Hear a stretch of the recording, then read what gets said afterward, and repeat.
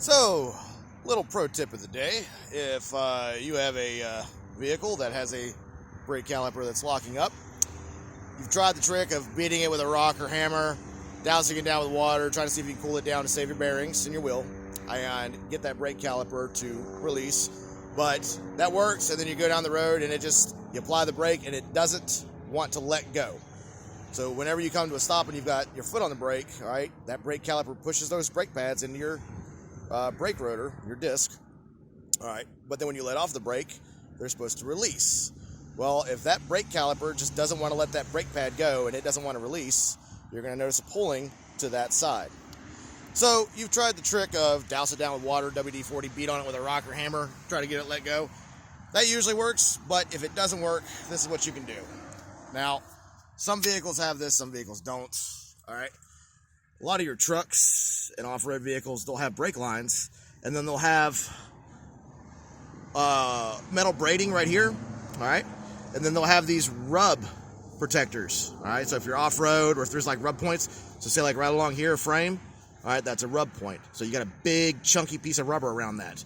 Big piece of rubber around another piece of rubber, all right? This is your brake line, all right? And then right here, so you see the control arm right here and you see the shock right here. When you're off-road and you're flexing your axles back and forth, you're going through ditches and potholes and shit like that, all right? When you're off-road going over stumps, all right, all this stuff moves around in here, all right? There's your spring, you go up and down, all right? So this one right here is designed to kind of prevent it from rubbing on the control arm there and the shock. So you can do it here or you can do it here, whichever one. I'm probably going to go up here since I'm on the road and I'm really not doing a whole bunch of off-roading. So, but you really want to take a pair of vice grips, all right, and like a t-shirt or something that will help protect it even more, all right. You pick your little spot and then you wrap that t-shirt around it and then you take your vice grips and you clamp down. What this is going to do is that this is going to manually bypass or basically manually disconnect hydraulic pressure from going into this brake caliper and squeezing your brake pads, all right? So all the other three brakes will get brake pressure, but this one won't, all right? That way it won't keep sticking, all right? So what you want to do is cool everything down, and then once everything's cool and you can touch stuff, all right, it's probably created a little bit of space and that brake pad has pulled off of that rotor a little bit. And then what you want to do is you pick your spot and you clamp this fucker off, kind of like a tourniquet in a way, all right? Now, you'll have three brakes. So if this was, say like if this is the right side brake caliper on the front and the vehicle keeps pulling to the right because this won't let go and it's overheating, fine, let it cool down. Do this clamp trick, and then what'll happen is when you clamp that vice grip on there, this will prevent hydraulic pressure from coming down in here when you hit the brake pad or brake pedal. When you hit that brake pedal, it'll prevent the hydraulic pressure from coming down here, and it'll reroute that brake pressure, hydraulic pressure from your brake pad or brake pedal, words are difficult today, and it'll send it to your other three brakes, all right? So you're rerouting brake power basically, and you're manually overriding this and disconnecting it without having to open up your hydraulic lines, which introduces air bubbles. Once you get air bubbles in here, you got to bleed the whole system. So this is a good, quick side of the road fix, all right, to where you don't have to introduce air into your hydraulic system, which then you've really shot all your brakes because air compresses, brake fluid does not. Well, not as much as air does. So I'm going to pause this. I'm going to clamp this up, but I'm either going to clamp it here or clamp it here, right here on these good, tough rub protectors. That way the teeth of these vice grips, see those teeth?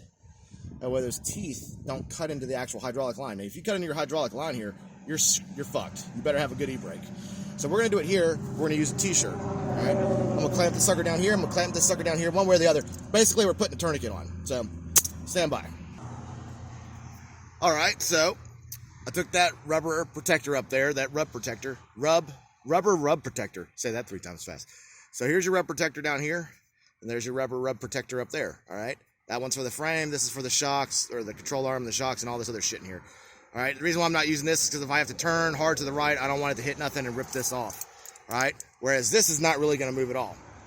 So, we'll take my vice grips, and I'm gonna adjust them, and then I'm gonna clamp onto that rubber rub protector, rubber baby bum bum, say that 3 times fast, and we're gonna basically apply a tourniquet on the side of the road which will manually override this brake, send all the brake pressure to the other 3 brakes. Now, it'll drive a little funky, but at least you won't have to worry about this sucker locking up every time you apply the brake. This will get you to your mechanic or to your parts store and then to your mechanic. Like I said, I just called Jeff at our new mechanic, Jeff, and it's going to be next week. He's swamped. And usually when this shit happens, mechanics are always swamped. Hey, man, can you get me in today? No, dude, as soon as I can get you in is next week. So, real quick, if you have a fucked up shoulder, you have my condolences. Just get your arm in here any way that you can and just get this sucker wrapped up. Use an old t-shirt, rag, something like that. 2 pieces of plastic would work, but what you want to do, you want to prevent those little teeth from biting in and cutting this rubber hose. This has your hydraulic line. If there's any leak in this whatsoever, any leak, this has to be airtight. If there's any leak whatsoever, any nick, it will start bleeding hydraulic fluid out, which is brake fluid, and then it will start sucking air bubbles in. Once you do that, you're pretty much fucked. You're on e-brake only, and you better have your e-brake tuned up, because that's about the only thing that's going to stop your vehicle at that point in time. Because if you get air in here, if you nick this line and you get air in here, then you'll shove that brake pad or that brake pedal all the way to the floor, and you're not going to stop for shit. So make sure your e-brake is always tuned up. Keep that cable tight, which is something I'm going to have to do today too. So stand by. I'm going to clamp this tourniquet on. All right, so we got it clamped down. I think I need to have it a little bit tighter, but we're going to run this and see how it does. All right, we're going to do a test run on this. Full disclaimer, I have no clue what the fuck I'm doing. I had a brownie once. I stayed at a Holiday Inn, and I've seen other idiots do this. Granted, it was idiots in Afghanistan, but, and I've seen it here on the trails, a couple here stateside, a couple Jeeps do this, so I've got no clue what I'm doing.